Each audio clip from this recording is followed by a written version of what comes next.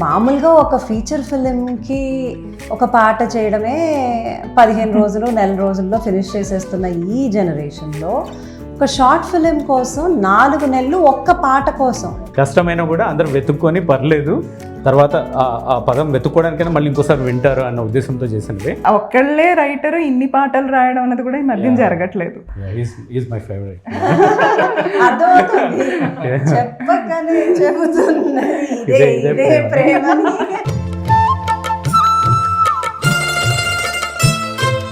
చాలా రోజుల తర్వాత ఆవిడ గొంతు అసలు ఆవిడ హై పిచ్ వాయిస్ లో అలా ఎత్తుకోగానే అందరూ కనెక్ట్ అయిపోతారు ఆ పాటకి.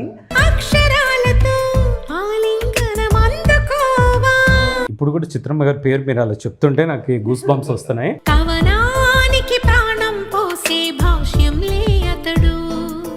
అసలు డ్రీమ్ కమ్ ట్రూ అంటారు కదా, అలా ఉండేది మాకి.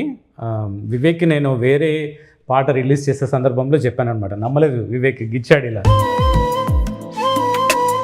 నిజంగా చిత్రమేనా అని అడిగాడు. మీకు భయమే లేదా? ఎవరు చెప్పలేదా ఇలా ఏంటండి ఇది ఇలా చేస్తే అవదు అని మీకు చెప్పలేదా? మీరు అది చూసి భయమే లేదా? ఎలా కట్టుబడి ఉన్నారు? మీరు అనేది కరెక్టే అండి, భయం ఉంది మాకు కూడా. సో మా వైపు నుంచి మేమేది తక్కువ చేయకూడదు. ఆ పాటకి పాట ఈజ్ ద గ్రేటెస్ట్ థింగ్. మన పేర్లు వినకపోయినా పర్లేదు, ఎవరు తెలియకపోయినా పర్లేదు, ఆ కళలో నా నాయకుడు అనే పదము దాంట్లో వచ్చే లిరిక్ అందరికి అర్థమైతే చాలు. కళలో